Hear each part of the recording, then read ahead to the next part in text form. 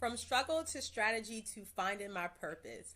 In clip 3, I shared how I was able to be promoted by the age of 23 with no degree.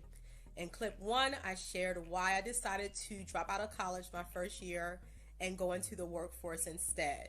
In this clip, I'm going to share a part of my career struggle, a strategy that I came up with to overcome that struggle, and how my struggle led me to finding my purpose.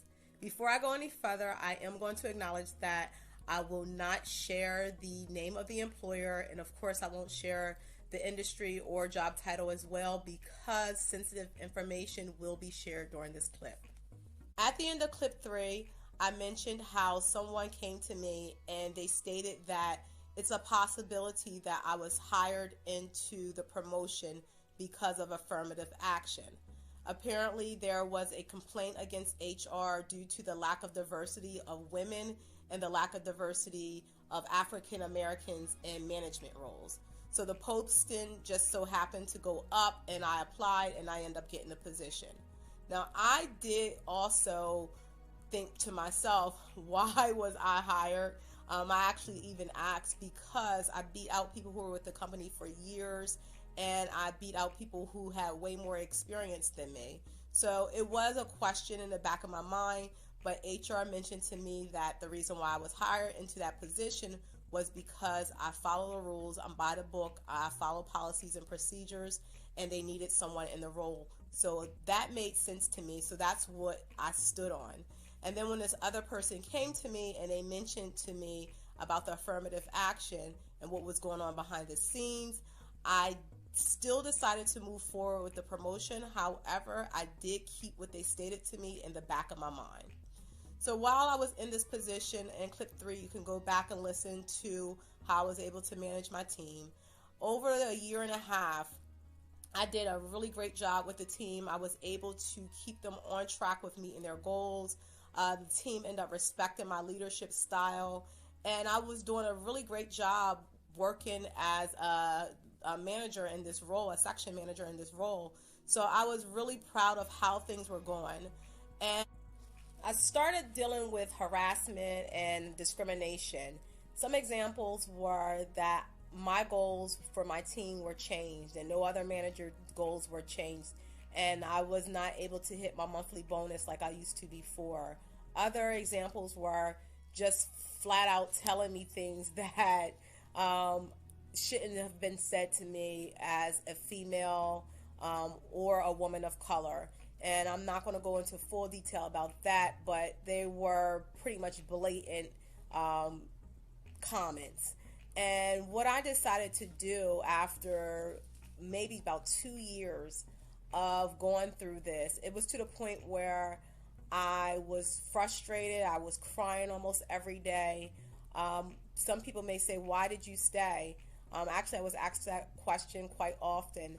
And the reason being, honestly, is I was making good money and I was able to support my family with the money. So I just needed, it was money, basically. That was the bottom line, is because of the money, I stayed and I dealt with the harassment.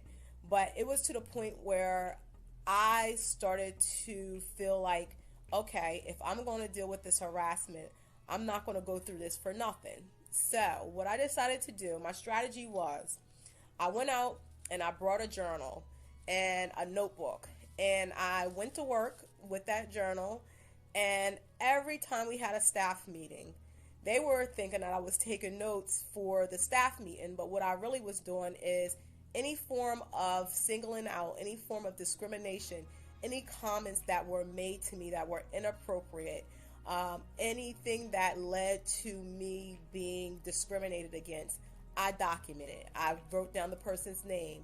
I wrote down the date and the time. I wrote down where we were within the building. I wrote down everything possible that related to that situation. So I did that for maybe about a year and a half. I did that for a year and a half, and I was just writing down, documenting everything. Emails that were sent to me that were a little shady, I made sure that I wrote them down verbatim in my notebook. So I had about a year and a half worth of things. And I took that information. Once I had enough stuff built up, I took it to the EEOC.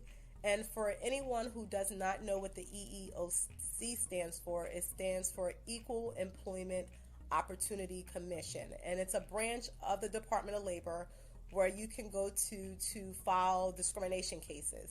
So I went there and I took my notebook and I pretty much had a mediation case. And I'm not going to go too much into detail about that process, but just know that the end result was I ended up getting a settlement, and I used that money and I went back to school. I changed my major to HR, and I paid for my next semester of classes. So if you weren't listening to the full career journey series, in clip 1, I mentioned how I started off going to school as a social worker, and I dropped out because I felt like that was not where I was supposed to go with my career. So now, after I went through this situation, I changed my major and I went back to school, and I knew that HR was where I was supposed to be. So I was happy that things worked out that way. One, I'm now in a position, in a job, in an industry, going to school for something that I was led to do. 2, I didn't waste money or years of my time in a field that I didn't belong in.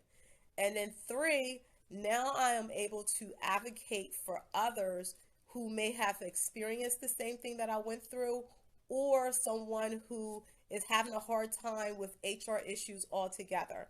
So I wanted to be in the industry where I am able to support individuals against discrimination, against wrongdoing by employers, and things of that nature. So I am very happy that things turned out the way that they did, because I truly have a passion for working in HR, and I have helped many people who may have went through the same thing as myself, or who may have gone through other HR issues, and I've been able to help them go through that journey and come out on top. So